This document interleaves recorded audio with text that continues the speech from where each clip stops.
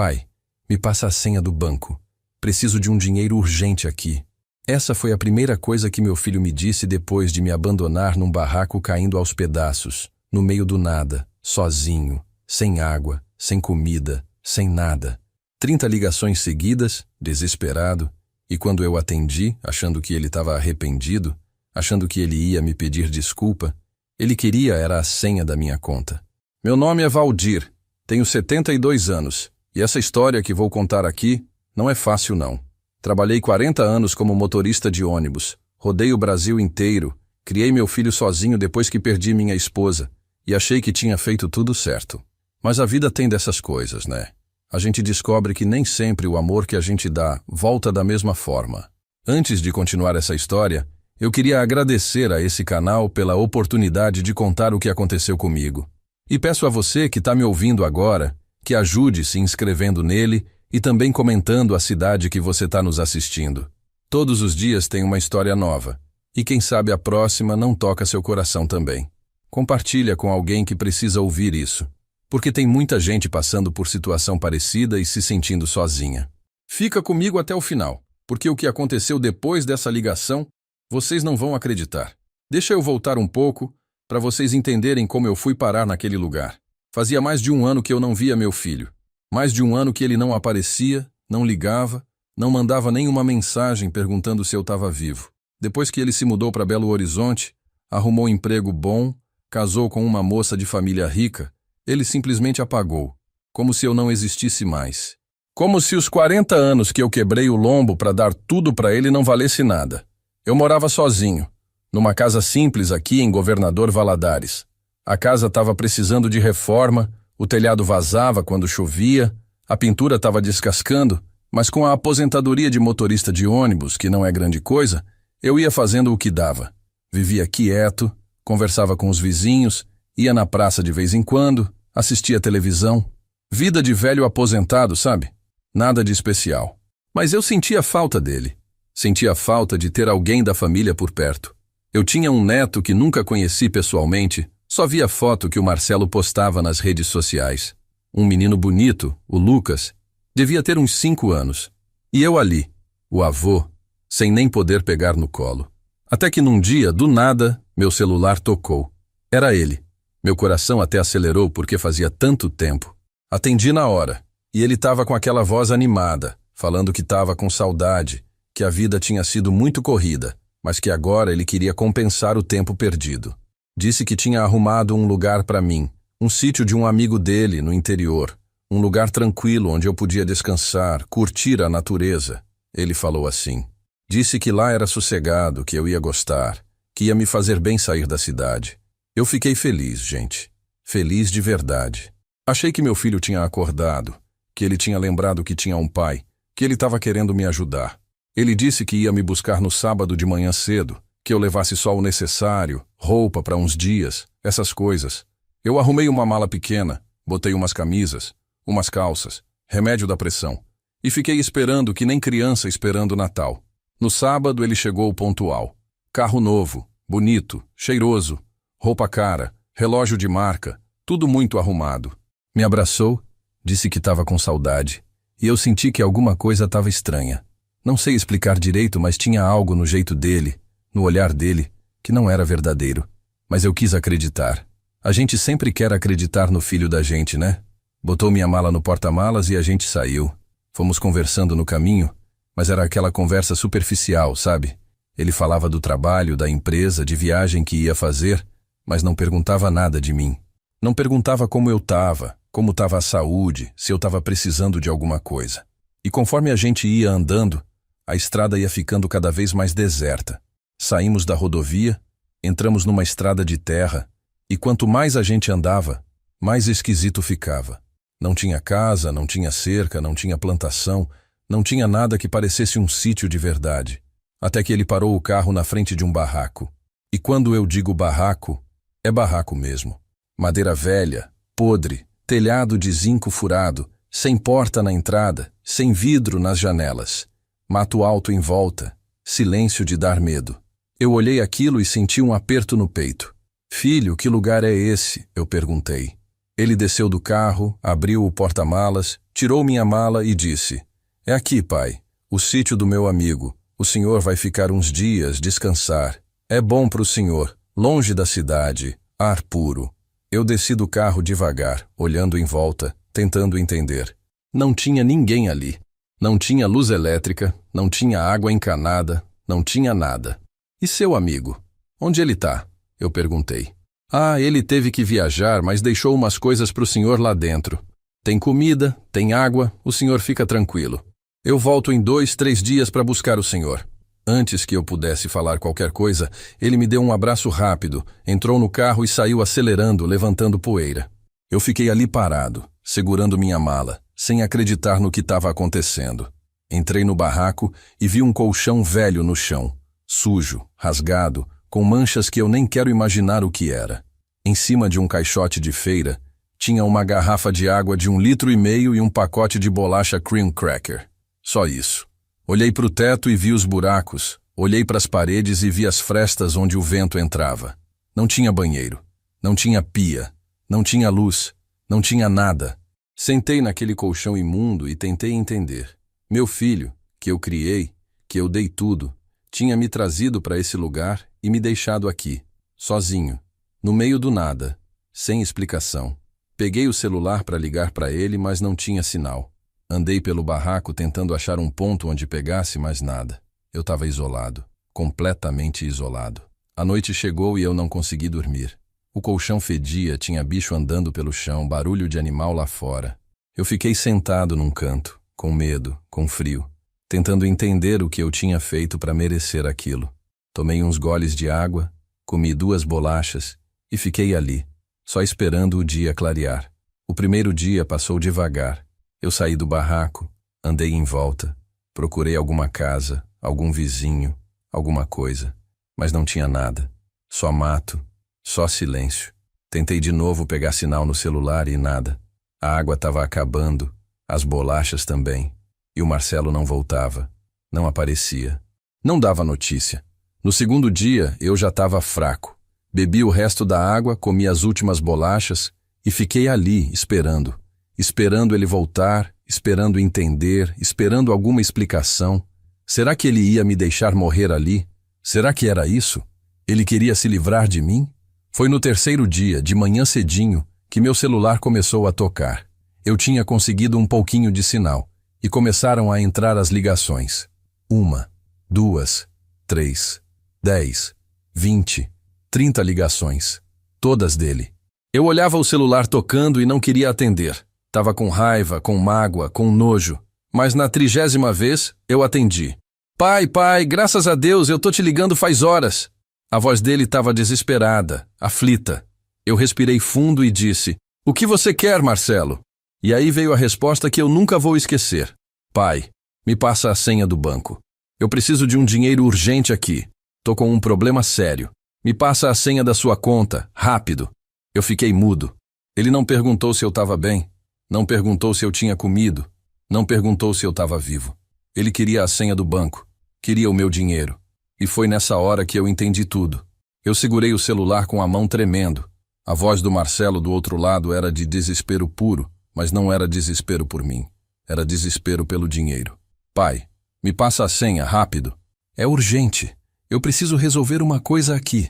Ele estava aflito, falando rápido, e eu senti uma coisa subindo dentro de mim.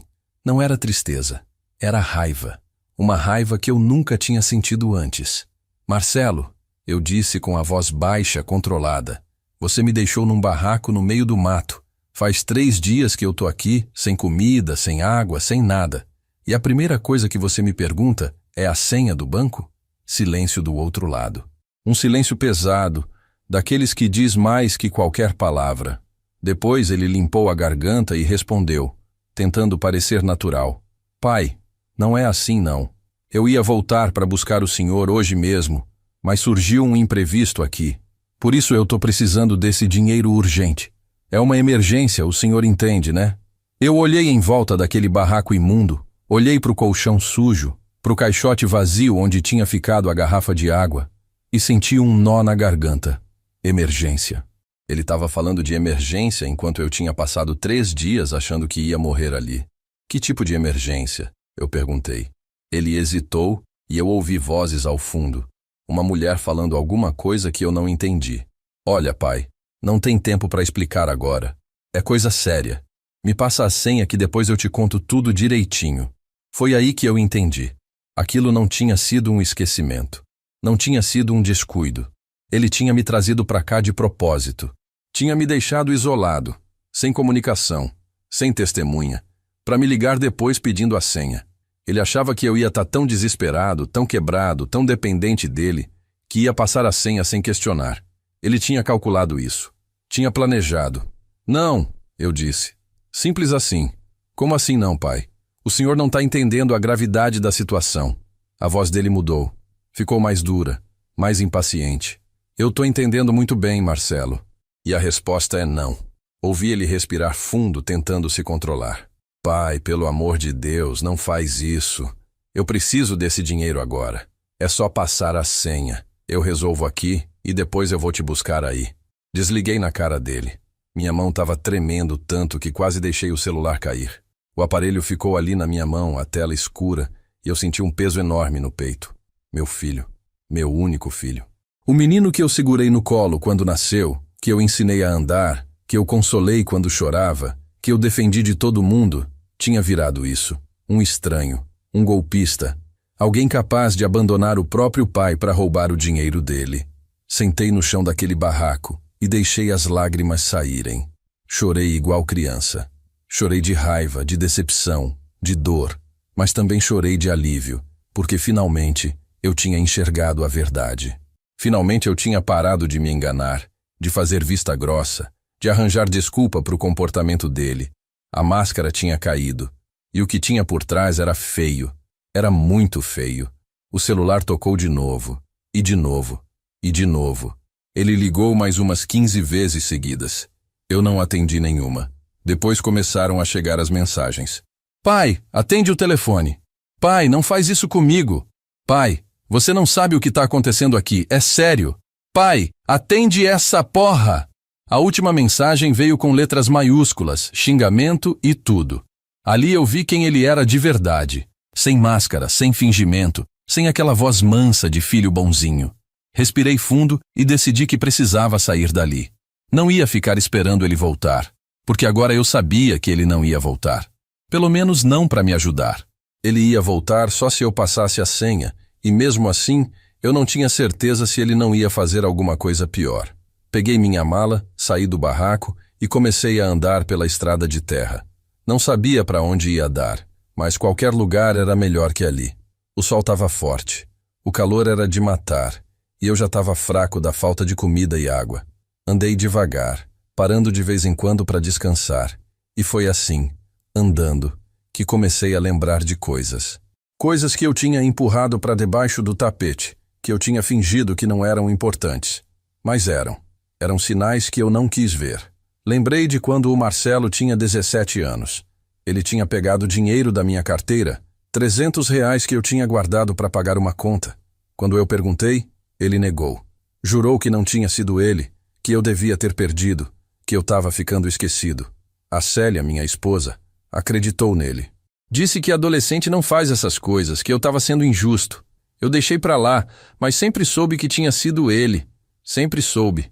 Lembrei de quando ele estava na faculdade e pediu dinheiro emprestado para comprar uns livros. R$ 1.000. Eu dei, claro, sem nem pensar 2 vezes. Ele disse que ia devolver no mês seguinte, assim que recebesse o dinheiro de um estágio que tinha conseguido. Nunca devolveu. Quando eu cobrei, ele disse que eu estava sendo mesquinho, que pai não cobra dinheiro de filho, que ele tinha gastado com as coisas da faculdade que eu tinha me comprometido a pagar. Eu engoli a cobrança e nunca mais toquei no assunto. Lembrei de quando a Célia estava doente, no hospital, e ele não apareceu para visitar durante 5 dias seguidos. Disse que estava com prova importante, que não podia perder, que a gente entendia, né? A Célia ficou perguntando por ele, e eu inventava desculpa. Ele ligou, amor. Disse que está pensando em você. Ele mandou dizer que te ama. Mentiras que eu contava para poupar ela da decepção. E para me poupar também. Lembrei do enterro dela.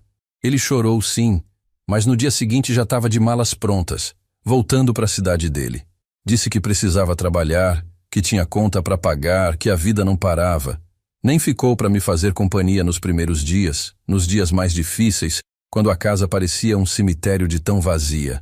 Eu fiquei sozinho, arrumando as coisas dela, doando roupa, olhando foto, chorando escondido. Sozinho. E agora eu estava ali, andando numa estrada de terra no meio do nada, abandonado igual cachorro velho que não serve mais. A ficha tinha caído. Todas as peças tinham se encaixado. Meu filho nunca tinha me amado. Ele tinha me usado. Tinha usado o dinheiro que eu juntava com tanto sacrifício. Tinha usado a boa vontade da mãe dele. Tinha usado tudo. E quando não servimos mais para nada, quando eu virei só um peso, um velho chato que ligava cobrando atenção, ele decidiu se livrar de mim. Só que antes, ele queria dar uma última sugada. Queria a senha do banco. Queria esvaziar minha conta e me deixar sem nada. Andei por mais de 1 hora até que vi uma casa no longe. Era pequena, simples, mas tinha sinal de vida. Tinha roupa no varal, tinha galinha no quintal. Me aproximei e bati palma no portão. Ô de casa! Tem alguém aí? Um homem apareceu, mais ou menos da minha idade, de chinelo e camiseta regata. Olhou para mim com desconfiança, e eu não culpo. Eu devia estar uma visão. Sujo, barbudo, com cara de quem passou dias no mato. O senhor tá perdido? Ele perguntou. Tô sim, senhor. Meu filho me deixou num barraco ali para trás e foi embora. Fiquei 3 dias sem comida, sem água. O senhor pode me ajudar? Ele ficou olhando para mim, processando o que eu tinha dito, e depois abriu o portão. Entre, entre. Vou te dar uma água, uma comida. Depois a gente vê o que faz. Entrei naquela casa e senti uma gratidão enorme. Um estranho estava me acolhendo, enquanto meu próprio sangue tinha me abandonado. O homem se apresentou como Geraldo. Era viúvo. Morava sozinho naquele sítio pequeno. Criava umas galinhas, plantava umas verduras. Me deu água fresca, me deu um prato de comida, e eu comi chorando. Não de tristeza, de raiva. Porque naquele momento eu decidi uma coisa. Eu não ia deixar barato. Meu filho ia pagar pelo que fez. Seu Geraldo me serviu mais água e ficou ali, sentado na cadeira da frente, me olhando com aquela expressão de quem já viu muita coisa na vida, mas ainda consegue se chocar. Seu filho fez isso com o senhor? Ele perguntou, balançando a cabeça. Que mundo, meu Deus! Que mundo! Eu terminei de comer, limpei a boca com as costas da mão e senti que precisava desabafar. Precisava colocar para fora tudo que estava entalado na garganta. Eu dei tudo para esse menino. Eu comecei, e a voz saiu meio embargada. Trabalhei 40 anos dirigindo ônibus, rodando esse Brasil de ponta a ponta, dormindo em rodoviária, comendo marmita fria, tudo para que ele não passasse necessidade. Paguei faculdade particular, vendi meu carro, peguei empréstimo no banco. E quando a mãe dele estava morrendo, eu segurei tudo sozinho para não atrapalhar os estudos dele. Fiz tudo certo. Fui um bom pai. Seu Geraldo acenou com a cabeça, mas não disse nada. Só ficou ouvindo, e eu precisava disso. Precisava que alguém ouvisse. Depois que ele se formou, arrumou um emprego bom lá em Belo Horizonte, casou com uma moça de família rica. E foi como se eu deixasse de existir. 1 ano sem dar notícia, sem ligar, sem aparecer. Até que semana passada ele me ligou, todo carinhoso, dizendo que ia me levar para um sítio para eu descansar. E eu, feito bobo, acreditei. Achei que meu filho tinha voltado. E ele te trouxe para o barraco, seu Geraldo completou. Para te deixar lá, sem nada, esperando você fraquejar. Eu olhei para ele e vi que ele tinha entendido. Tinha entendido o golpe todo. Ele queria a senha do banco, eu disse. Me ligou desesperado 30 vezes. E quando eu atendi, não perguntou se eu estava bem, se eu estava vivo. Queria a senha da minha conta.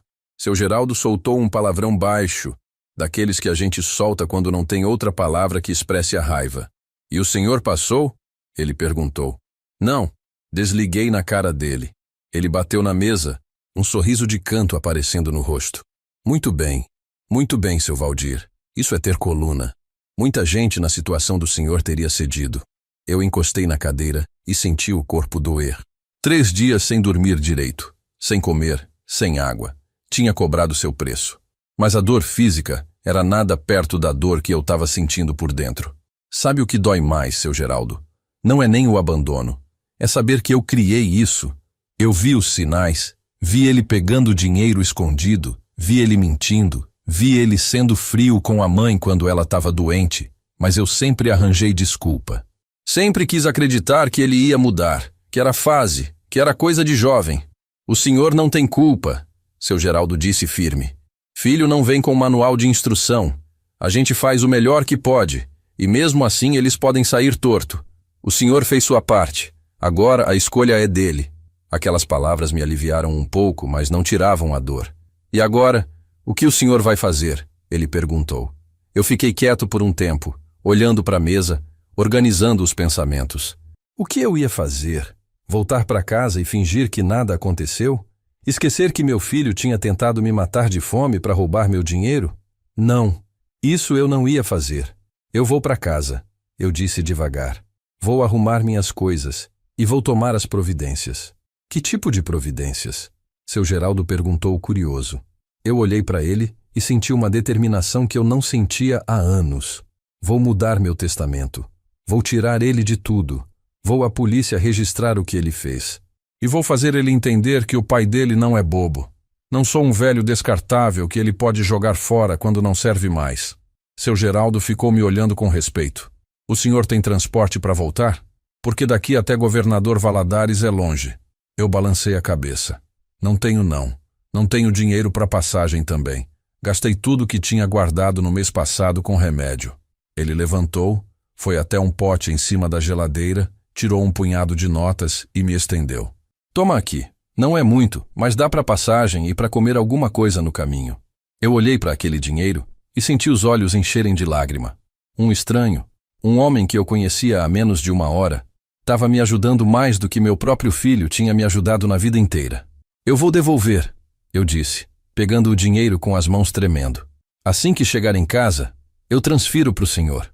Ele fez um gesto com a mão, dispensando. Deixa de bobagem. Não precisa devolver nada. Só não deixa esse filho do cão sair impune. Ele me levou até a cidade mais próxima, Aimorés, e me deixou na rodoviária. Me abraçou antes de eu descer e disse uma coisa que eu não vou esquecer. O senhor já pagou o preço da paternidade. Agora é hora de viver para si mesmo. Eu agradeci, peguei minha mala e entrei na rodoviária. Comprei passagem para o próximo ônibus para Governador Valadares e sentei para esperar. Enquanto esperava, peguei o celular e vi mais mensagens do Marcelo. Tinha de tudo. Súplica, ameaça, chantagem emocional. Pai, eu sei que o senhor tá bravo, mas preciso que entenda a situação. Pai, se o senhor não passar a senha, eu vou perder tudo. Pai, o senhor quer me ver na rua? É isso? E a última. Tá bom. Se é assim que o senhor quer, então tá. Mas não vem me procurar depois. Ri sozinho ali no banco da rodoviária, porque a audácia dele era impressionante. Ele tinha me abandonado, tinha tentado me roubar e ainda tinha coragem de me ameaçar, de dizer que eu não devia procurar ele depois. Como se eu fosse o culpado, como se eu tivesse feito alguma coisa errada. Bloqueei o número dele. Simplesmente bloqueei. Não queria mais ouvir a voz dele, não queria mais ler as mentiras dele. O ônibus chegou e eu embarquei.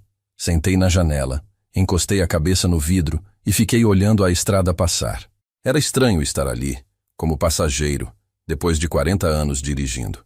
Lembrei de todas as viagens que eu fiz, de todas as pessoas que transportei, de todas as histórias que ouvi. Eu era um bom motorista, era respeitado. As pessoas me cumprimentavam, me agradeciam pelo serviço. E agora eu estava ali, velho, cansado, abandonado pelo próprio filho. Mas eu não ia desistir, não ia me entregar. Meu filho tinha subestimado o velho. Tinha achado que eu era fraco, que eu ia ceder, que eu ia passar a senha e agradecer ainda por cima. Mas ele tinha esquecido de uma coisa. Eu tinha rodado o Brasil inteiro. Tinha enfrentado estrada perigosa, chuva forte, pneu furado no meio da madrugada, assalto, acidente. Eu tinha visto gente de todo tipo, tinha ouvido história de todo tipo e tinha aprendido uma coisa muito importante. Quando a gente se deixa pisar, a gente vira capacho. E eu não ia ser capacho de ninguém, muito menos do meu próprio filho. Cheguei em casa, já era noite. A casa estava do jeito que eu deixei, com aquele cheiro de fechado, de vazio, de solidão. Acendi a luz da sala e olhei em volta. As coisas da Célia ainda estavam por ali. A almofada que ela bordou no sofá, a foto de casamento na parede, o vaso de planta artificial que ela insistia em deixar na mesinha de centro. Tudo parado no tempo, como se ela ainda fosse voltar, como se alguma coisa ainda fosse voltar ao normal. Tomei um banho demorado, deixando a água quente levar um pouco da sujeira e do cansaço daqueles dias. Mas não levava a mágoa. Essa ficava grudada, bem funda. Me olhei no espelho do banheiro e vi um homem velho, barbudo, com olheiras fundas, mas com os olhos diferentes. Tinha uma dureza ali que não tinha antes, uma determinação. Eu não era mais o pai bobo que aceitava qualquer coisa. Aquele Valdir tinha morrido no barraco. Fui para a cozinha, esquentei uma sopa que tinha no congelador e sentei para comer. Enquanto comia, peguei o celular e desbloqueei o número do Marcelo só para ver se tinha mais alguma mensagem. Tinha. Mais 3. Pai, me responde. Pai, isso é sério. Pai, última chance. Última chance. Como se ele tivesse algum poder sobre mim. Como se ele ainda pudesse me ameaçar de alguma coisa. Mas tinha uma mensagem que me chamou a atenção. Era da Nora, a Patrícia, a mulher dele. A gente nunca tinha sido próximo. Ela nunca tinha me dado bola. Sempre me tratou com aquela educação fria de gente que acha que é melhor que os outros.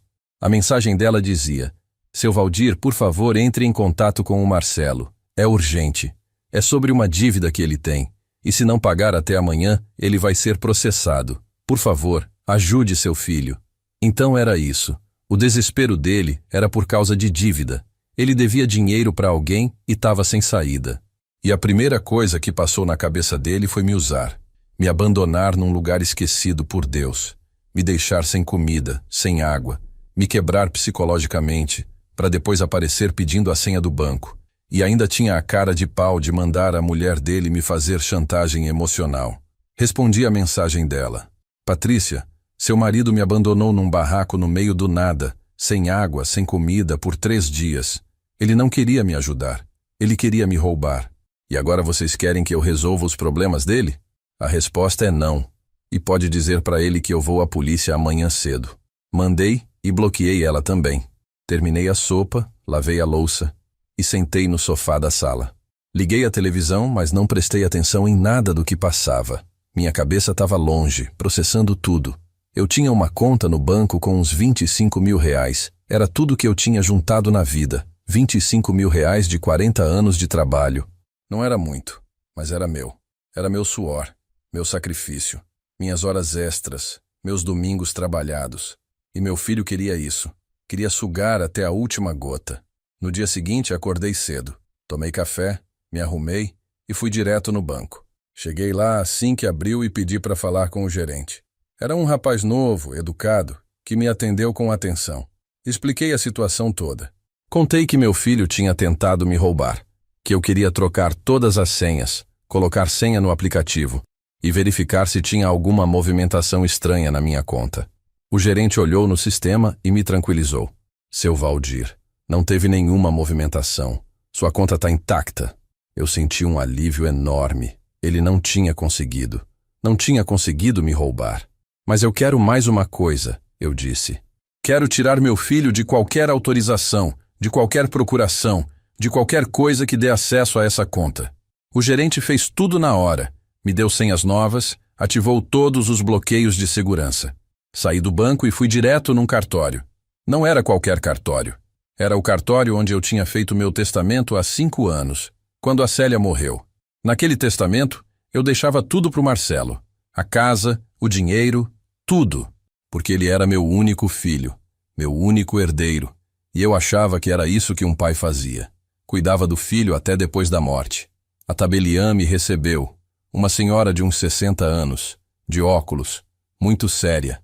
Expliquei que queria mudar o testamento. Ela pegou o documento antigo, leu e olhou para mim por cima dos óculos. O senhor tem certeza? É uma decisão importante. Eu olhei nos olhos dela e disse, tenho certeza absoluta. Ditei o Novo Testamento. Deixei a casa para ser vendida. E o dinheiro seria doado para um asilo de Governador Valadares, um lugar que eu conhecia, que cuidava de idosos abandonados. Gente que estava na mesma situação que eu quase fiquei. O restante do dinheiro da conta seria dividido entre 3 instituições: um abrigo de crianças, um hospital público e uma igreja que fazia sopa para os moradores de rua. Meu filho não ia receber 1 centavo. Nem ele, nem a mulher dele, nem o neto que eu nunca conheci. A tabeliã terminou de escrever, me deu para assinar e guardou o documento. Pronto, seu Valdir. Tá registrado. Esse é seu novo testamento.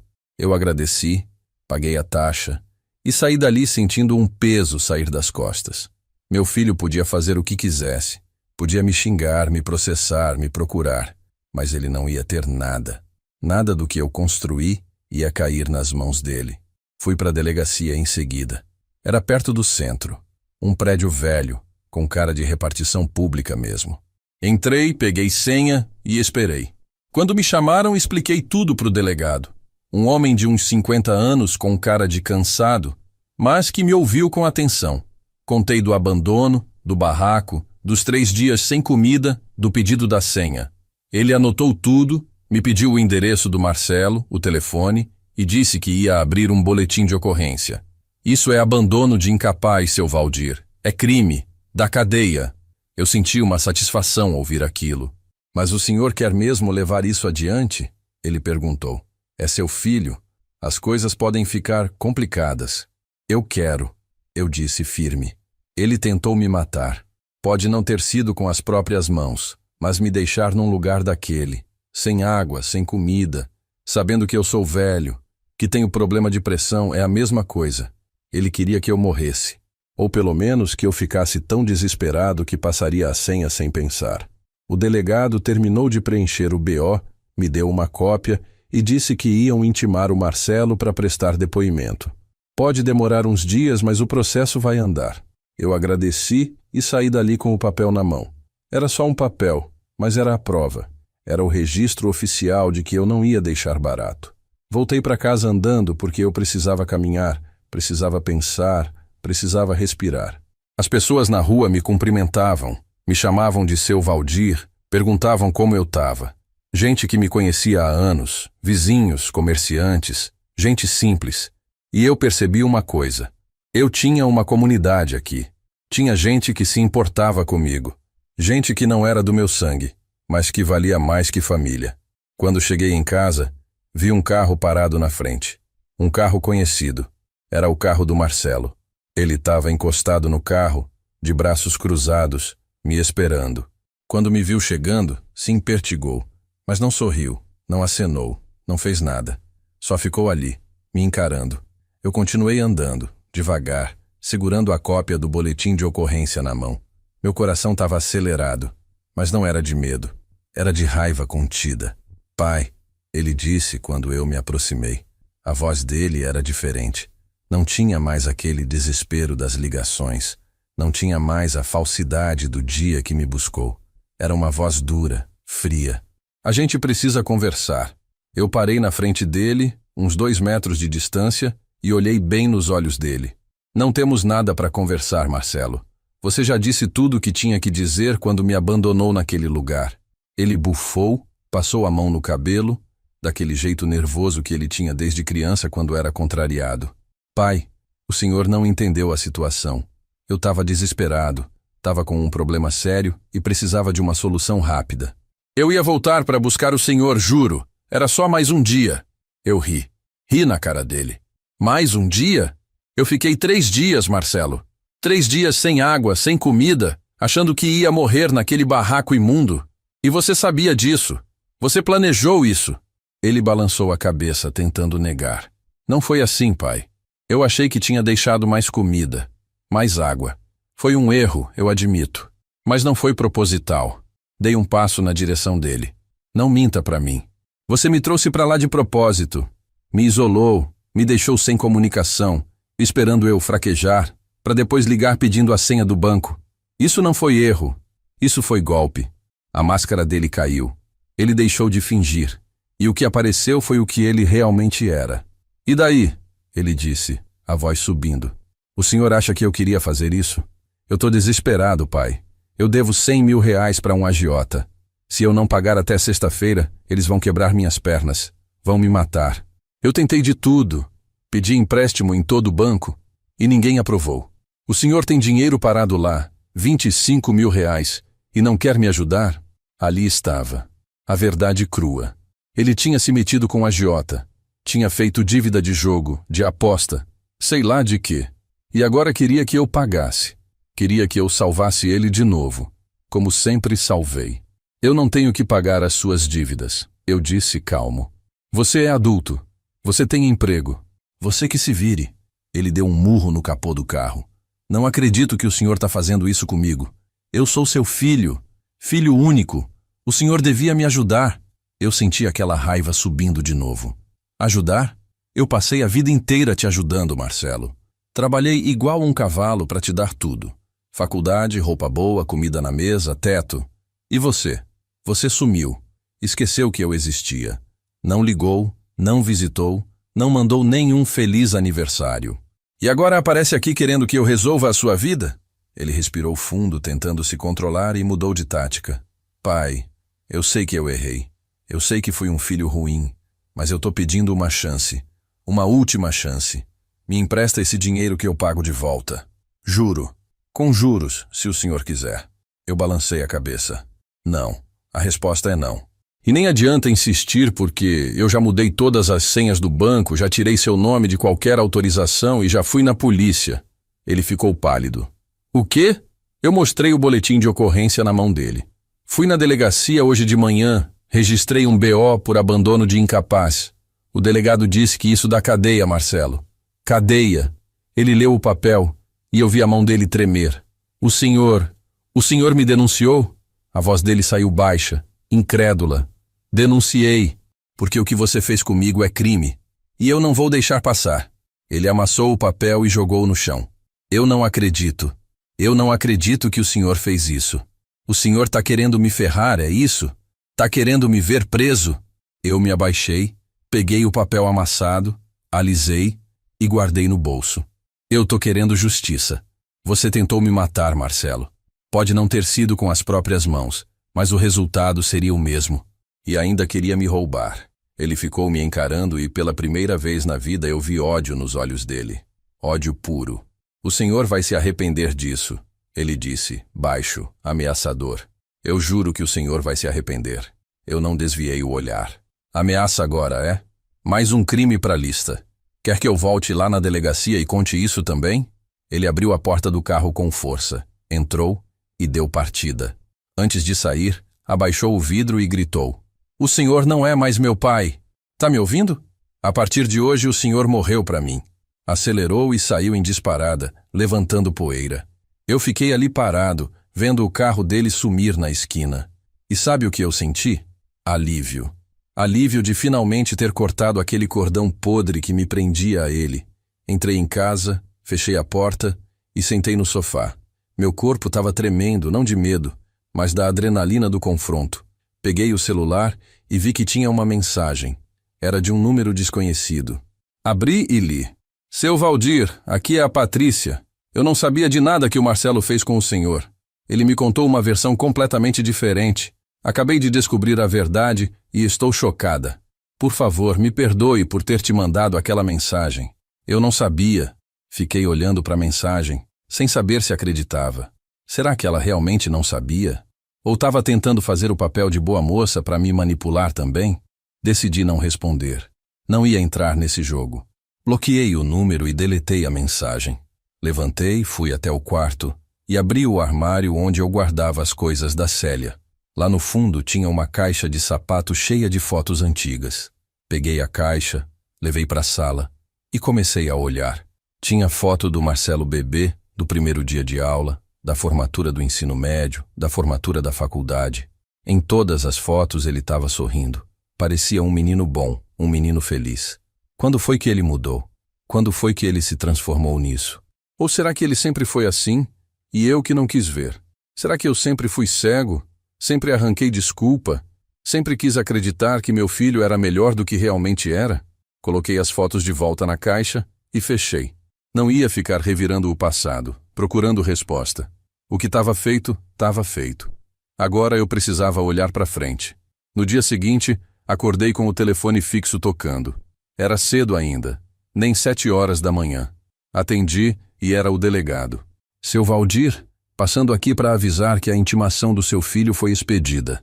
Ele vai ter que comparecer aqui na delegacia na próxima semana para prestar depoimento. E também queria te avisar de outra coisa. Apareceu um vídeo. Um vídeo? Eu perguntei confuso. Isso, das câmeras de segurança de um posto que fica perto do barraco onde você foi deixado. A gente conseguiu a gravação e mostra seu filho te deixando lá e saindo sozinho. É prova contundente, seu Valdir. Com isso, a gente tem como enquadrar ele não só por abandono, mas também por tentativa de extorsão. Desliguei o telefone e senti uma mistura de alívio e tristeza. Alívio porque agora tinha prova. Tristeza porque era meu filho ali, naquele vídeo, me abandonando. Mas era a realidade, e eu ia enfrentar ela de cabeça erguida. Passei os dias seguintes numa rotina estranha. Acordava, tomava café e ficava esperando alguma coisa acontecer. Não sabia o quê. Talvez esperasse que o Marcelo voltasse. Talvez esperasse que ele pedisse desculpa de verdade. Mas no fundo, eu sabia que isso não ia acontecer. Gente como ele não pede desculpa. Gente como ele só sabe culpar os outros. A notícia do que tinha acontecido comigo começou a se espalhar pela vizinhança. Não sei como, mas essas coisas sempre vazam, né? No mercadinho da esquina, a dona Rosa me parou. Seu Valdir, é verdade que seu filho te abandonou num barraco? Eu confirmei, sem entrar em detalhes. Ela balançou a cabeça, indignada. Que mundo! A gente cria os filhos com tanto amor, e eles fazem uma coisa dessas. Me deu um abraço apertado antes de eu sair. Na padaria, o seu Antônio, que me conhece há mais de 20 anos, também veio conversar. Valdir, se precisar de alguma coisa, pode contar comigo. Qualquer coisa mesmo. Eu agradeci, emocionado. Era engraçado como gente que mal me conhecia profundamente estava me oferecendo ajuda, enquanto meu próprio sangue tinha tentado me destruir. No quarto dia depois do confronto, recebi outra ligação do delegado. Seu Valdir, preciso que o senhor venha aqui na delegacia. Tem uma coisa que preciso te mostrar. Fui na hora. Cheguei lá e ele me levou até uma salinha com um computador. Vou te mostrar o vídeo que conseguimos, ele disse, clicando no mouse. A imagem apareceu na tela. Era meio granulada, mas dava para ver perfeitamente. O carro do Marcelo parando na frente daquele barraco. Ele descendo, abrindo o porta-malas, tirando minha mala. Eu descendo do carro, olhando em volta, claramente confuso. Ele falando alguma coisa, me dando um abraço rápido e entrando no carro. E o pior, a câmera pegou o rosto dele antes de entrar no carro. Não tinha dúvida nenhuma. Não tinha erro. Não tinha desculpa. Era ele. O horário marca 10h37 da manhã de sábado, o delegado disse. E a gente checou. Você só conseguiu sair de lá na terça-feira por volta das 2 da tarde. Foram quase 3 dias completos. Eu assenti, engolindo seco. Ver aquilo me doeu de um jeito que eu não esperava. Era uma coisa saber que aconteceu. Outra era ver com os próprios olhos. Tem mais uma coisa, o delegado continuou. A gente fez uma investigação sobre seu filho. Ele tá com o nome sujo. Deve para banco, deve para financeira, deve para agência de cobrança. E descobrimos que ele foi demitido da empresa onde trabalhava há 3 meses. Justa causa por desvio de dinheiro. Senti o chão sumir debaixo dos meus pés. Desvio de dinheiro? Ele confirmou. Ele estava desviando verba da empresa para pagar dívidas pessoais. Apostas online, principalmente. Então era isso. Meu filho não só tinha se tornado um golpista, tinha se tornado um ladrão. Roubava da empresa, roubava de mim, provavelmente roubava de todo mundo que cruzava o caminho dele. A empresa não quis fazer escândalo. O delegado continuou. Mas eles têm todas as provas. Se precisar, a gente pode usar isso no processo também.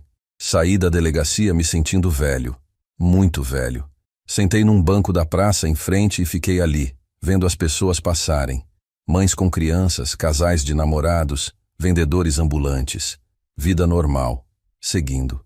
E eu ali, tentando processar o tamanho da decepção que eu estava sentindo. Não era só o abandono. Era descobrir que o filho que eu criei era um criminoso, um mentiroso, um ladrão. Foi ali, sentado naquele banco, que meu celular tocou. Número desconhecido. Atendi com receio. Alô? Uma voz feminina, suave, nervosa. Seu Valdir, aqui é a Patrícia de novo. Eu sei que o senhor bloqueou meu número, mas eu precisava falar com o senhor. É sobre o Lucas. O Lucas, meu neto. O menino que eu nunca tinha visto pessoalmente, só em foto. O que tem o Lucas? Perguntei. Ela respirou fundo do outro lado. Ele pergunta pelo senhor. Viu uma foto antiga aqui em casa, de quando era bebê, no colo de um senhor de bigode. Perguntou quem era, e eu disse que era o avô. Ele quer conhecer. Fica perguntando quando vai ver o vovô. Senti um aperto no peito. E o Marcelo? O que ele diz? Ela ficou quieta por uns segundos. O Marcelo proibiu. Disse que o senhor não existe mais para essa família.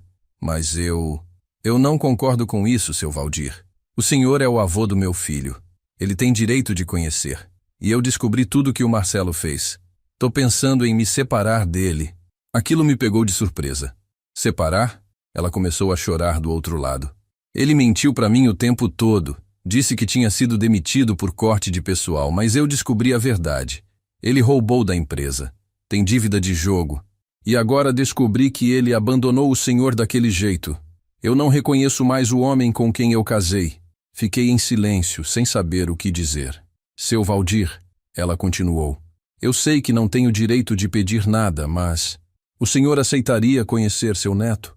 Não precisa ser agora, não precisa ser com o Marcelo junto. Só uma tarde, num parque. Alguma coisa assim. O Lucas merece conhecer o avô. Pensei por um longo tempo. O menino não tinha culpa de nada. Ele era inocente. Mas, ao mesmo tempo, aceitar isso não seria dar brecha para o Marcelo voltar a me manipular? Patrícia, eu preciso pensar. Isso é muito recente, ainda está tudo muito... machucado. Ela entendeu. Claro, eu entendo. Só pensa com carinho. O Lucas é uma criança boa. Ele só quer um avô. Desliguei e fiquei ali, processando. Um neto. Eu tinha um neto que queria me conhecer. Mas aceitar isso significava o quê? Significava abrir uma porta que eu tinha acabado de fechar? Significava dar chance para o Marcelo voltar a me usar através da criança? Voltei para casa andando devagar. No caminho, parei na frente de uma loja de brinquedos e fiquei olhando a vitrine. Tinha um carrinho de controle remoto, bolas, jogos, coisas de criança, coisas que um avô compraria para o neto. Mas eu não podia pensar nisso agora. Não podia deixar a emoção falar mais alto que a razão. Quando cheguei em casa, tinha uma carta na caixa de correio. Abri e era da empresa de advocacia representando o Marcelo. Uma notificação extrajudicial dizendo que eu estava caluniando ele, que o boletim de ocorrência era falso e que se eu não retirasse a queixa, ele ia me processar por danos morais. Li aquilo e ri. Rir de nervoso, de incredulidade. Ele tinha coragem de me ameaçar ainda. Depois de tudo. Guardei a carta, peguei o telefone e liguei para o delegado. Acabei de receber uma ameaça do advogado do meu filho. Contei o teor da carta. Ele suspirou do outro lado. Isso é intimidação de testemunha, seu Valdir. Mais uma acusação contra ele. Guarda essa carta. Vai servir de prova. Guardei tudo numa pasta que eu comecei a montar. Cópia do BO, print das mensagens dele, agora essa carta. Tudo documentado. Tudo registrado. Porque eu sabia que isso ia longe. E eu ia até o fim. Passei a semana inteira pensando no Lucas. No meu neto que eu nunca tinha pegado no colo. Nunca tinha visto correr. Nunca tinha ouvido chamar de vovô. A Patrícia não me ligou mais. Respeitou meu pedido de tempo para pensar. Mas aquilo ficou martelando na minha cabeça. O menino não tinha culpa. Era inocente em tudo isso. Mas ao mesmo tempo, eu tinha medo. Medo de me apegar e sofrer de novo. Medo de ser usado através dele. Na quinta-feira fui chamado na delegacia de novo. O Marcelo tinha ido lá prestar depoimento e o delegado queria me contar como foi. Ele negou tudo, o delegado disse, encostado na mesa. Disse que você está inventando história porque está com problema de memória, que é coisa da idade. Disse que te levou para o sítio sim, mas que você pediu para ficar uns dias sozinho, que queria sossego. E que voltou para te buscar, mas você já tinha ido embora. Senti o sangue ferver. E o vídeo? Como ele explica o vídeo? O delegado sorriu de canto. Ele disse que o vídeo não prova nada, que ele te deixou lá assim, mas que foi você quem quis. Trouxe até um advogado caro, daqueles de terno italiano, falando difícil. Eu balancei a cabeça. E agora? Agora a gente vai intimar você para fazer seu depoimento oficial. Vai ser registrado, vai fazer parte do processo, e com o vídeo, com as mensagens que você tem e com o histórico dele, a gente tem um caso forte. Mas não vai ser rápido, seu Valdir. Justiça no Brasil não é rápida. Eu sabia disso. Sabia que podia levar meses, até anos. Mas eu tinha tempo e tinha paciência. Saí da delegacia e resolvi fazer uma coisa que não fazia há muito tempo. Fui visitar o túmulo da Célia. O cemitério ficava do outro lado da cidade, num lugar alto, com vista para a serra. Cheguei lá no fim da tarde, quando o sol estava começando a se pôr. O túmulo dela era simples, com uma cruz de mármore e o nome dela gravado: Célia Maria Santos, 1951-2020. Sentei no chão do lado da lápide e comecei a falar, como se ela estivesse ali me ouvindo. Célia, nosso filho virou o que ele virou. E eu não sei se a culpa é minha, se a culpa é sua, ou se a culpa é só dele mesmo. A gente criou ele com amor, você sabe disso. Nunca batemos, nunca humilhamos, sempre demos atenção. Mas alguma coisa saiu errado, alguma coisa se perdeu no caminho. Fiquei ali em silêncio, ouvindo o vento balançar as árvores. Ele tem um filho, você sabia? Um menino de 5 anos, o Lucas, nosso neto. Eu nunca vi, nunca peguei no colo. E agora a mãe dele quer que eu conheça. Mas eu não sei se devo, não sei se é certo, não sei se vou conseguir olhar para aquele menino e não ver o pai dele. Uma lágrima escorreu, e eu limpei com as costas da mão. Às vezes eu fico pensando se você tivesse vivo, se isso tudo seria diferente. Se você conseguiria botar juízo na cabeça dele. Porque eu não consegui, Célia. Eu falhei. Fiquei mais um tempo ali, em silêncio, até o sol se pôr completamente. Depois levantei, limpei as calças e fui embora. No caminho de volta, meu celular tocou. Era a Patrícia de novo. Atendi. Seu Valdir, desculpa ligar de novo, mas tem uma coisa que o senhor precisa saber. A voz dela estava tensa. O Marcelo. Ele vendeu tudo que tinha valor aqui em casa. A TV, o som, até o computador do Lucas. Disse que precisa do dinheiro. E hoje descobri que ele está querendo vender o carro também. Ele está desesperado, eu disse. Ela confirmou. Muito. Os agiotas estão ligando aqui direto, ameaçando. Eu tô com medo, seu Valdir. Medo do que eles podem fazer com ele e medo do que ele pode fazer para conseguir dinheiro. Entendi a insinuação. Você acha que ele pode tentar alguma coisa de novo comigo? Eu não sei. Mas ele tá falando sozinho, tá nervoso, tá dormindo mal. E ontem ele perguntou se eu sabia onde o senhor guardava as chaves de casa. Senti um arrepio. E você disse? Ela foi enfática. Não, eu não disse nada. Mas fiquei preocupada. Por isso tô te ligando. Agradeci o aviso e desliguei. Assim que cheguei em casa, tranquei todas as portas e janelas, algo que eu nunca fazia. Governador Valadares sempre foi cidade tranquila. Pelo menos no meu bairro, mas agora eu tinha que me proteger. Não do vizinho, não do estranho, do meu próprio filho. Na sexta-feira de manhã fui até uma loja de ferragens e comprei uma tranca nova para a porta da frente. Dessas bem reforçadas, com 3 pontos de fechamento. O moço que me atendeu estranhou. Teve assalto aqui no bairro, seu Valdir? Eu menti. Não, só prevenção mesmo. Instalei a tranca eu mesmo. Ainda tinha jeito para essas coisas. À tarde, estava sentado na sala quando ouvi o portão bater. Olhei pela janela e vi um homem que eu não conhecia. Alto, forte, com cara de poucos amigos. Ele tocou a campainha. Fui até o portão, mas não abri. Pois não? Ele me olhou de cima embaixo. O senhor é o pai do Marcelo? Meu coração acelerou. Sou. Por quê? Ele deu um sorriso torto. Só vim avisar uma coisa. Seu filho deve dinheiro pra gente. Muito dinheiro. E o prazo tá vencendo. Se ele não pagar, a gente vai ter que cobrar de outro jeito. E a gente sabe que o senhor tem uma grana guardada. Era o agiota. Ou um dos capangas dele. Eu não tenho nada a ver com as dívidas do meu filho. Eu disse firme. O problema é dele, não meu. O homem se aproximou do portão. Mas o senhor é pai dele. Pai ajuda filho, né? Ou o senhor quer ver ele quebrado? Eu segurei a raiva. O senhor tá na minha casa me ameaçando. Eu posso chamar a polícia agora mesmo. Ele riu. Pode chamar, mas isso não vai resolver o problema do seu filho. Sexta-feira, seu Valdir. Ele tem até sexta-feira. Depois disso, Ele fez um gesto com a mão, simulando um pescoço sendo cortado. Depois virou as costas e foi embora. Eu fiquei ali, tremendo, não de medo, mas de raiva. O Marcelo tinha dado meu endereço para os agiotas. Tinha me colocado em risco. Liguei na delegacia na hora e contei para o delegado. Isso é ameaça, seu Valdir. Grave na próxima vez.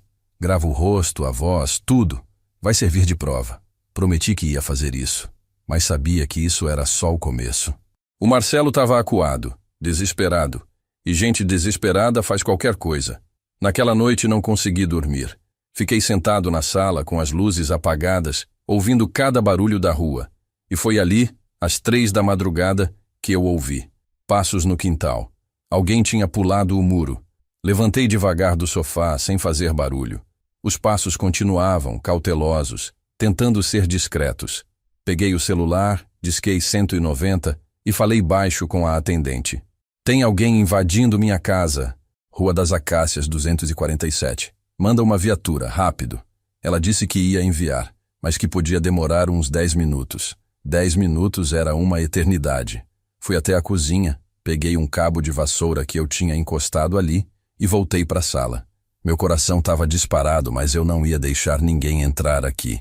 Não ia ser vítima de novo. Os passos se aproximaram da porta dos fundos. Vi a sombra de alguém tentando forçar a fechadura. Liguei a luz da cozinha de repente e gritei. Tá tudo trancado! E a polícia já tá vindo! A pessoa congelou. Depois ouvi a voz. Pai, sou eu! Abre essa porta! Era o Marcelo. Eu tinha certeza que era ele. Mas ouvir a confirmação me deixou ainda mais furioso. Fui até a porta, mas não abri. O que você tá fazendo aqui às 3 da manhã, Marcelo? A voz dele veio do outro lado, tensa. Preciso falar com o senhor. É urgente. Abre a porta. Não. Você pulou o muro da minha casa. Tentou arrombar minha porta. Eu já chamei a polícia. Silêncio do outro lado. Depois ele socou a porta. Pai, abre essa merda de porta. Eu preciso de dinheiro. Eles vão me matar. O senhor não entende? Eles vão me matar. A voz dele era de desespero puro. Mas eu não ia ceder. Não dessa vez. Vá embora, Marcelo. Antes que a polícia chegue. Ele socou a porta de novo. Eu não vou sair daqui sem esse dinheiro. O senhor não tem noção do que está acontecendo. Eu tô ferrado, eu tô afundado. E o senhor aí, com 25 mil reais parado no banco, me vendo morrer. Encostei na porta do lado de dentro e respirei fundo. Você me abandonou num barraco para morrer, Marcelo. Me deixou 3 dias sem água, sem comida. Tentou me roubar. Trouxe a agiota na minha porta. E agora quer que eu tenha pena de você? Ele ficou quieto por uns segundos. Depois a voz dele saiu baixa, ameaçadora. Se o senhor não me ajudar, eu vou contar para todo mundo que o senhor foi um pai ausente, que batia na gente, que maltratava a mãe. Vou destruir a imagem do senhor. Aquilo foi a gota d'água. Abri a porta de repente e ele quase caiu para dentro. Segurei o cabo de vassoura apontado para ele. Pode contar o que você quiser. Pode inventar a mentira que você quiser. Eu tenho provas do que você fez. Tenho vídeo, tenho mensagem, tenho testemunha. E você? Você tem o quê? Mentira. E mentira não sustenta nada. Ele me olhou com ódio. Puro ódio. E pela primeira vez na vida, eu vi que meu filho era capaz de me machucar fisicamente. Ele deu um passo na minha direção. E eu levantei o cabo de vassoura. Não tenta. Não tenta, Marcelo. Ele parou, respirando pesado, os punhos cerrados. O senhor não é meu pai. Meu pai morreu. Morreu junto com a mãe. O que sobrou foi isso aqui. Um velho egoísta, mesquinho, que prefere ver o filho morrer do que ajudar. Ajudar? Eu ri, mas era um riso triste. Eu passei 40 anos te ajudando. Te dei tudo, e você jogou tudo fora. Jogou fora por causa de aposta, de jogo, de vida que você não podia sustentar. Você se meteu com gente errada, roubou da empresa, roubou de mim, e agora quer que eu pague suas dívidas? Não, Marcelo, não. Foi nessa hora que a sirene da viatura policial soou lá fora. Ele olhou para a rua, depois para mim, e soltou um palavrão. Isso não vai ficar assim. O senhor vai me pagar. Ele virou as costas e saiu correndo pelo quintal, pulou o muro de volta e sumiu na escuridão. 2 policiais entraram logo depois, com lanternas e mãos nas armas. O senhor tá bem? Tinha alguém aqui? Contei tudo, que era meu filho, que tinha tentado invadir, que tinha fugido. Eles fizeram um relatório, tiraram foto do muro, da porta arranhada onde ele tinha tentado arrombar. "O senhor quer representar contra ele?" Um dos policiais perguntou. "Quero. Isso é tentativa de invasão de domicílio." Eles finalizaram o boletim e foram embora, me aconselhando a reforçar a segurança. Fechei tudo de novo, mas sabia que não ia conseguir dormir. Sentei na sala, com as luzes acesas, e fiquei ali até o dia amanhecer. Quando clareou, tomei um banho, me arrumei e fui direto no fórum. Precisava pedir uma medida protetiva contra o Marcelo. Precisava de um papel que impedisse ele de chegar perto de mim. No fórum, a atendente me orientou. Preenchi os papéis, contei tudo o que tinha acontecido, anexei cópia dos boletins de ocorrência e protocolei. "Vai levar uns dias para a juíza analisar", ela disse. "Mas com tudo que o senhor apresentou, é provável que seja concedida." Saí de lá e fui tomar um café numa padaria próxima. Estava exausto, física e emocionalmente. Sentei numa mesa no canto e pedi um café com leite e um pão na chapa. Enquanto comia, meu celular tocou. Era a Patrícia. "Seu Valdir, o Marcelo chegou aqui agora de manhã. Tá transtornado. Disse que o senhor chamou a polícia para ele. É verdade?" "É verdade. Ele invadiu minha casa às 3 da manhã. Tentou arrombar minha porta." Ela suspirou, cansada. "Eu não aguento mais, seu Valdir. Eu vou sair dessa casa. Vou pegar o Lucas e vou para a casa da minha mãe. Não quero mais viver assim." Senti uma pontada de preocupação. "E o menino? Como ele tá?" "Assustado. O pai dele tá gritando, quebrando coisas aqui dentro. Eu não queria que ele visse isso." Foi aí que eu tomei uma decisão. "Patrícia, traz o Lucas para me conhecer. Hoje, agora, antes de você ir embora. Ele merece conhecer o avô, mesmo com tudo isso que está acontecendo." Ela ficou em silêncio, surpresa. "O senhor tem certeza?" "Tenho. Manda o endereço de um parque, uma praça, qualquer lugar público. Eu vou." Ela me passou o endereço da Praça do Jacaré, perto do centro. Disse que ia estar lá em 1 hora. Terminei o café, paguei e fui caminhando até lá. No caminho comprei um carrinho de controle remoto numa loja de brinquedos. Não era nada caro, mas era um gesto. Era um começo. Cheguei na praça e sentei num banco. 15 minutos depois vi ela chegando com um menino de mãos dadas. Cabelo castanho, olhos claros, bochecha rosada. Igualzinho a Célia quando era criança. Meu coração apertou. Eles se aproximaram e ela disse baixo pro menino: "Lucas, esse é seu avô." O menino me olhou com aquela curiosidade inocente de criança. "Oi, vovô." Essas 2 palavras me quebraram. Eu que tinha segurado tanta coisa, que tinha sido forte, que tinha enfrentado tudo. Desabei. As lágrimas vieram e eu não consegui segurar. "Oi, meu neto." "Oi, Lucas." Ele sorriu daquele jeito simples, puro. E naquele momento eu entendi. Eu não ia deixar o ódio pelo pai dele me privar de conhecer aquela criança. Eu não ia repetir os erros do Marcelo. Passei 2 horas com o Lucas naquela praça. 2 horas que valeram mais que todos os 40 anos que eu tinha dedicado ao pai dele. A gente brincou com o carrinho, correu atrás de pombo, tomou sorvete. E ele falava sem parar, daquele jeito que criança fala, pulando de assunto em assunto. Falou da escola, dos amiguinhos, do desenho favorito. E cada palavra dele era como um remédio para minha alma ferida. A Patrícia ficou sentada no banco, nos observando de longe, e eu via que ela estava aliviada. Aliviada de ter feito a coisa certa, de ter dado aquela oportunidade para o filho dela. Quando chegou a hora de ir embora, o Lucas me abraçou. Um abraço apertado, sincero, de quem não queria soltar. "Vovô, você vai vir de novo?" Eu olhei para ele e prometi: "Vou, meu neto. Sempre que sua mãe deixar, eu vou." A Patrícia se aproximou e eu vi que ela estava com os olhos vermelhos. "Obrigada, seu Valdir. Obrigada por não culpar o Lucas pelo que o pai dele fez." Eu balancei a cabeça. Criança não tem culpa de nada. Ele é inocente. E eu não vou perder a chance de ser avô por causa do orgulho ou da mágoa. Ela me deu um abraço também e sussurrou: "Eu vou me separar dele. Já decidi. Só estou esperando juntar um dinheiro para advogado. Se precisar de ajuda," eu disse, "pode contar comigo. Não para ele, mas para o Lucas sim."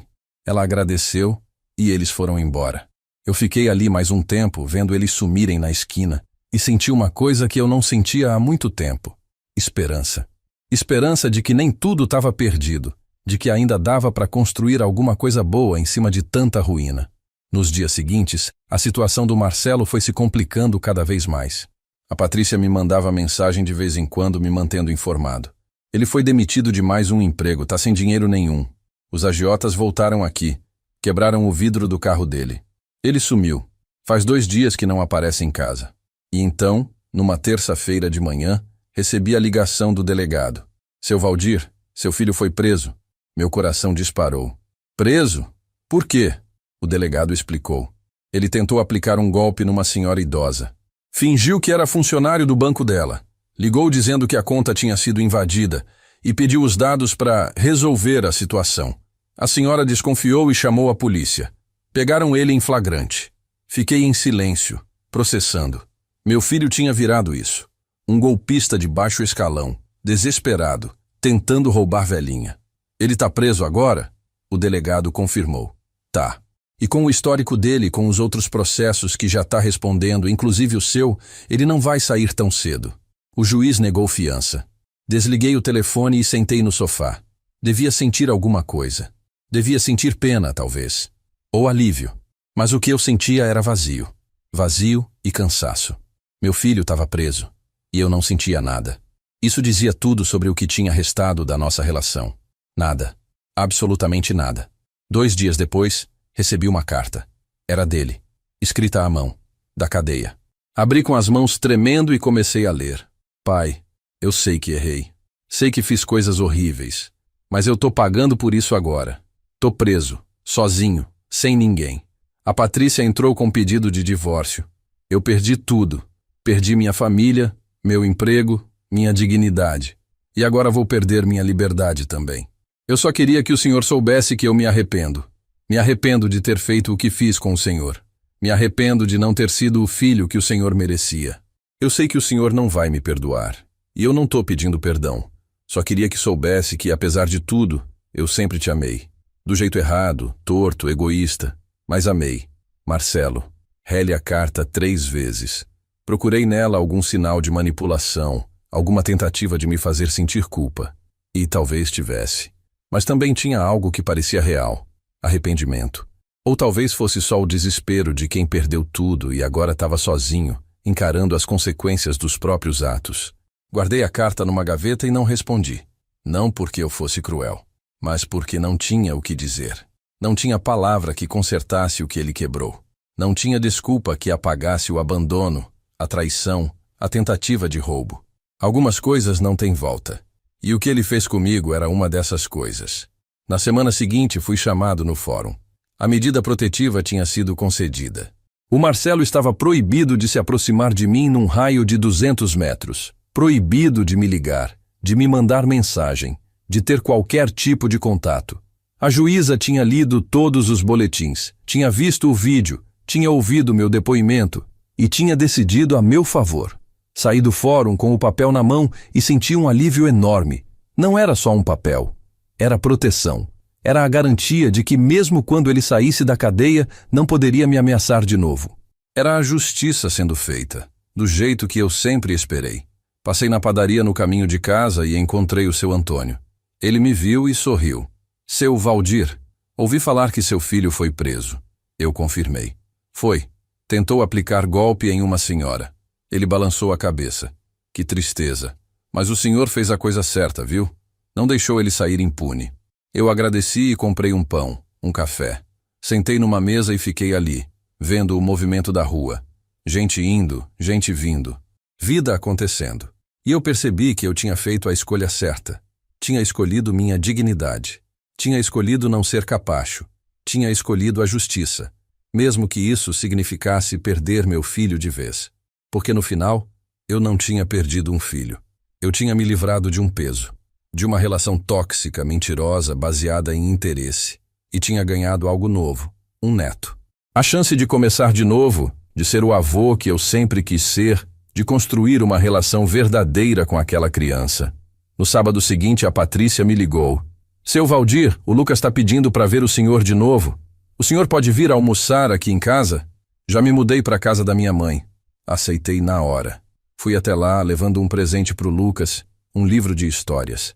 A casa era simples, acolhedora, e a mãe da Patrícia me recebeu com carinho. O senhor é muito bem-vindo aqui, seu Valdir. Almoçamos juntos, conversamos, rimos. E o Lucas não saía do meu lado. Me mostrou os brinquedos, os desenhos que fazia na escola, pediu para eu contar história, e eu contei. Contei história da época que eu dirigia ônibus, das viagens que fiz, dos lugares que conheci. E ele ouvia fascinado, com aqueles olhos arregalados de criança. Quando fui embora, ele me abraçou de novo. Vovô, você é o melhor vovô do mundo. Essas palavras valeram tudo. Valeram cada lágrima, cada dor, cada decepção. Porque ali, naquele abraço, eu encontrei o que eu tinha procurado a vida inteira. Amor verdadeiro. Já faz 8 meses desde aquele dia no barraco. 8 meses desde que meu filho me abandonou no meio do nada, achando que eu ia quebrar, que ia passar a senha do banco, que ia ser o velho bobo de sempre. Mas eu não quebrei. Eu me levantei. E hoje, olhando para trás, posso dizer uma coisa. Foi a melhor decisão que eu tomei na vida. O processo criminal contra o Marcelo está correndo. Ele foi condenado a 3 anos de prisão pelo golpe que tentou aplicar na senhora idosa e ainda responde pelo abandono de incapaz e tentativa de extorsão contra mim. O advogado dele tentou acordo, tentou redução de pena, mas eu não aceitei. Não porque eu seja vingativo, mas porque tem coisa que não se negocia. Dignidade não se negocia. Ele me mandou mais 2 cartas da cadeia. Nas 2 pedia desculpa. Dizia que tinha mudado, que estava fazendo terapia lá dentro, que queria uma chance de recomeçar quando saísse. Eu li as 2 cartas, mas não respondi nenhuma, porque eu aprendi uma coisa nesses meses todos. Perdão não é obrigatório. A gente não é obrigado a perdoar quem nos machucou só porque é família. A gente não é obrigado a dar segunda chance para quem já teve 1000 chances e jogou todas fora. A Patrícia se divorciou dele. O processo foi rápido porque ele não contestou nada. Não tinha como contestar. Ela ficou com a guarda do Lucas, e eu tenho direito de visita como avô. A gente se vê todo fim de semana.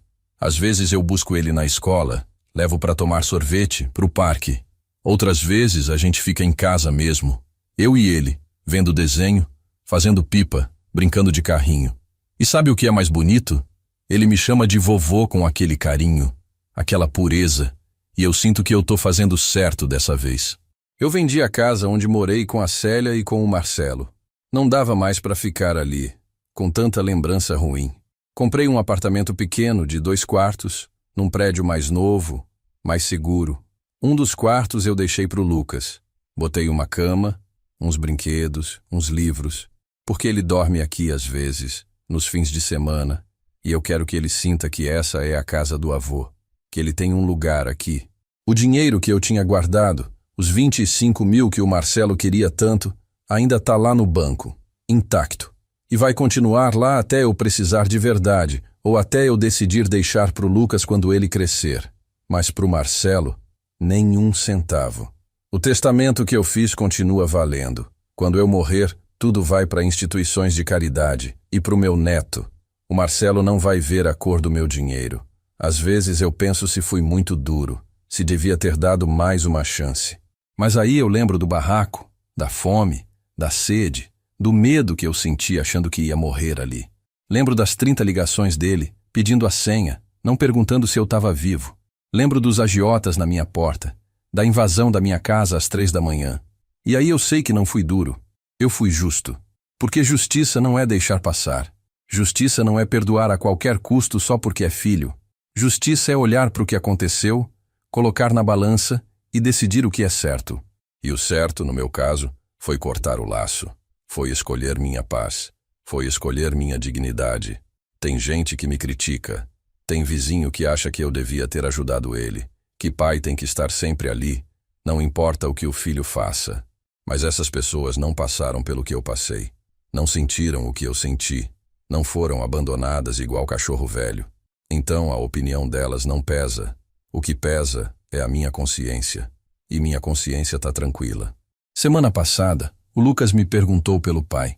Vovô, por que meu pai não vem me ver? Eu respirei fundo e expliquei do jeito que dá para explicar para uma criança. Seu pai está num lugar agora, pagando por erros que ele cometeu. Mas isso não tem nada a ver com você. Você é uma criança maravilhosa e seu pai erra porque ele faz escolhas erradas. Não porque você não é bom o suficiente. Ele ficou quieto, pensando, e depois perguntou: mas você vai ficar comigo, né, vovô? Eu abracei ele apertado. Sempre, meu neto, sempre. Hoje eu tô com 73 anos. Não sou mais aquele motorista de ônibus que rodava o Brasil. Não sou mais aquele pai que se desdobrava para dar tudo pro filho. Eu sou um avô presente, atuante, que aprende com os erros do passado. Um avô que não vai criar o neto com culpa, com medo de dizer não, com medo de cobrar responsabilidade.